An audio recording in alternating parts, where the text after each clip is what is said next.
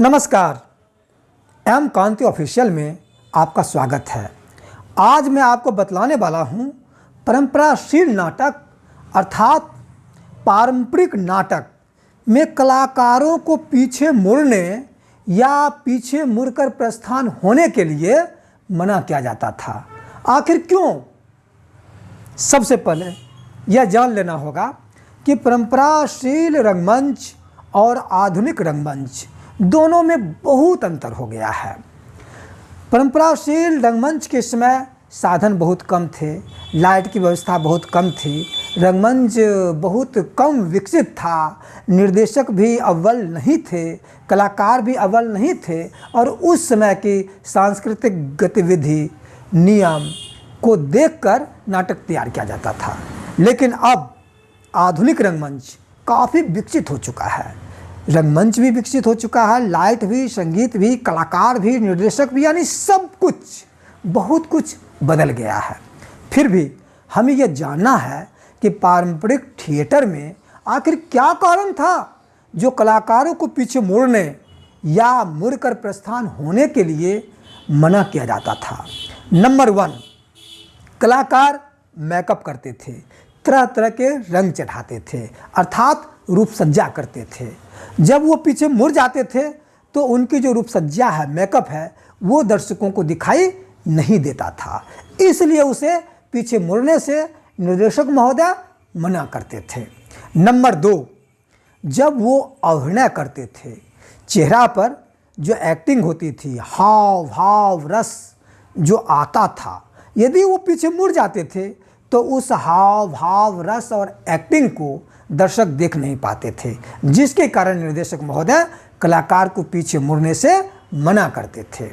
Number 3, कलाकार वस्त्र विन्यास यानी वस्त्र ड्रेस जो पहनते थे, आगे से बड़ा ही चटकीला, शानदार, सुंदर होता था और पीछे से बांधने की सिस्टम होती थी। वो पीछे बांधते थे, गट्ठर लगाते थे जो आगे से बहुत ही सुंदर दिखाई देता था और यदि वो पीछे मुड़ गए तो वो गट्ठर अच्छा नहीं दिखाई देता था और बहुत सारा ऐसा था जो पीछे से दिखाई नहीं देता था, जिसके कारण दर्शक को अच्छा लगने के लिए कलाकार को पीछे मुड़ने से मना करता था।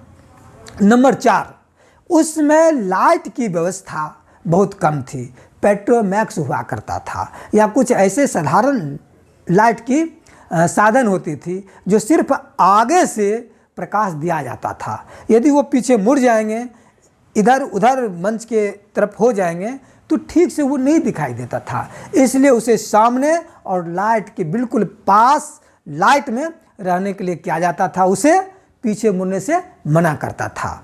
नंबर 5, ये विज्ञान पर आधारित है। जब वो सामने होकर दर्शक को कुछ भी बोलता था, अपने वाचिक अभिनय जो करता था, जो आवाज़ होती थी, वह आवाज़ सीधे दर्शकों तक पहुंचती है और यदि आप पीछे मुड़कर जब बोलेंगे तो आपकी आवाज़ आधी हो जाएगी, इसलिए उसे पीछे मुड़ने से मना किया जाता था ताकि आगे बोलेंगे तो पूर्णतः सारी आवाज़ दर्शकों तक पहुंच सकेंगे। इस तरह से ये 5 कारण हैं जिसके द्वारा निर्देशक किसी भी कलाकार को पीछे मुड़ने या पीछे मुड़कर प्रस्थान होने के लिए मना किया जाता था। यहाँ तक कि अगर उसे प्रस्थान होना है तो पीछे मुँह करके ही वो चले जाते थे, चेहरा आगे रहता था और पीछे जाते थे। तो निश्चित तौर पर यह वीडियो आपको अच्छा लगा होगा। यदि यह वीडियो आपको अच्छा लगता है तो शेयर करें, कमेंट करें, सब्सक्राइब करें, लाइक करें। हम इसी तरह आपके साथ बने रहेंगे। तब तक के लिए नमस्कार।